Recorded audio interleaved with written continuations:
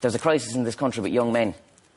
A lot of the mental health issues that are happening with young men. I'll agree there's a problem with male mental health in general being overlooked, but let the man in the red beanie, golden chain you could frankly beat somebody to death with wearing a fucking shopping bag impart his wisdom.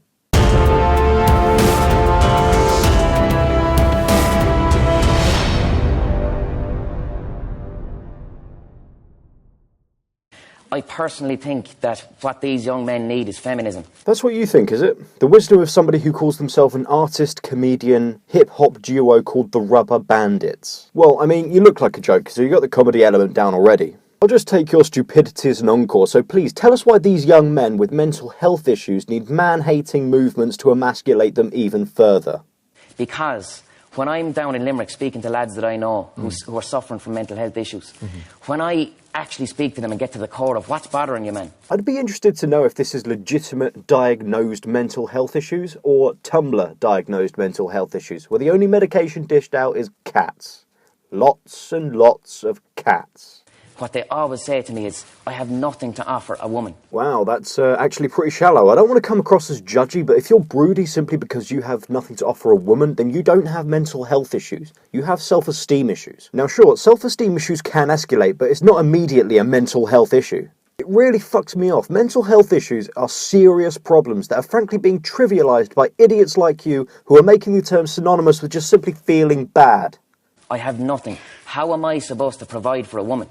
The fact of the matter is that is a patriarchal attitude that is no longer relevant. Alright, Chief, a couple of things here. It's very, very fucking relevant. Your first thought shouldn't be, how am I going to provide for a woman? It should be, how am I going to provide for myself? You provide for yourself first and build up a stable bedrock. It just sounds to me like the lads you're speaking to have no prospects of their own. They're unable to get on their own feet, and instead of fixing that problem with education, apprenticeship schemes, joining the fucking army or something, they just seem to want to skip that and think, oh, how can I attract a female? No, you're not helping this problem, you're compounding it. To us in the 21st century, neoliberalism has made it in such a way that if you're to go out and buy a house and have a living with a woman, you must be equal. It's as simple as that. Okay, so neoliberalism has made it so that both men and women have to work just to maintain the household. Whereas before, the family could quite comfortably live with just one person working and the other partner staying at home maintaining the property, cooking and cleaning and stuff like that. I don't care who does what, if the man stays at home and cleans and cooks, but no, this neoliberalism has forced the requirement that both need to bring in money. So after both come home from work, tired and miserable, they then have to cook and clean, leaving them very little time to actually enjoy their off hours before beginning the whole cycle again. Great fucking job on that one, liberals. You know what sounds like a slightly better system to me? One family member making enough to support the entire house while the other cooks, cleans, takes the kids to football practice, so when the working one does get home, they can enjoy their evening before bed having some quality of life. Working to live rather than living to work. So if young men are carrying around this faulty view that they must provide for a woman, forget about it. It can't happen, so... And who the fuck are you to sit there and tell every successful family that do live like that they're wrong? What qualifies you to sit there and pass judgment on literally millions of people? Maybe you can't, but there are plenty of people who can and do. I know it's no longer a requirement of the day, but believe it or not, some people actually like that dynamic of the household, myself included. So who the fuck are you to sit there and tell me that I'm wrong? Simply because I don't agree with a guy whose biggest intellectual achievement was gaining infamy in Ireland with the exceptional talent of making prank fucking phone calls that got noticed by radio stations. It's just too bad that bag you're wearing on your head has holes in it. We could have rid the world with your stupidity live on camera. I would say to any young men out there, feminism is not about a female being powerful. It's about redressing a balance and it's about equality. I hate to go with national stereotypes here, but it sounds like he's already had a few if he actually believes that. And feminism is a very necessary thing for young men to have. No, an important thing for men to have is vaccinations and education. Not a movement that's been attempted to be rebranded so many times to hide its true man-hating colours is practically unrecognisable and has to be referred to as its third wave.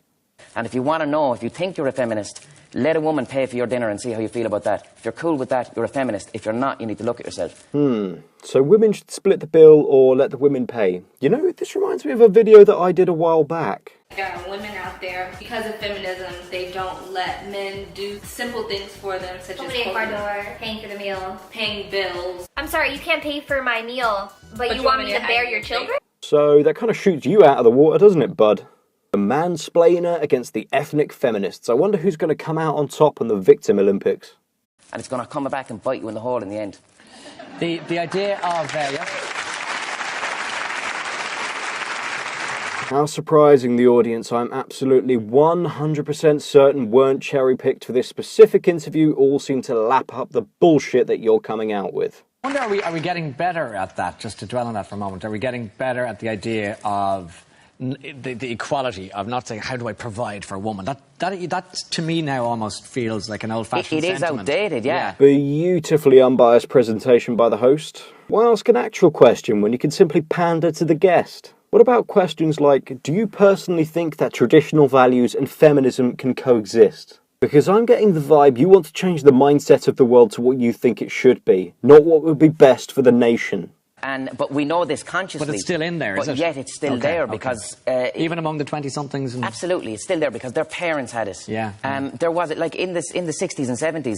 Well, quite frankly, I think you're doing a great disservice to people in their 20s. You see, I don't take my cues from life from my parents. And people in their 20s, like me, are capable of thinking for themselves and generally doing what they want to do.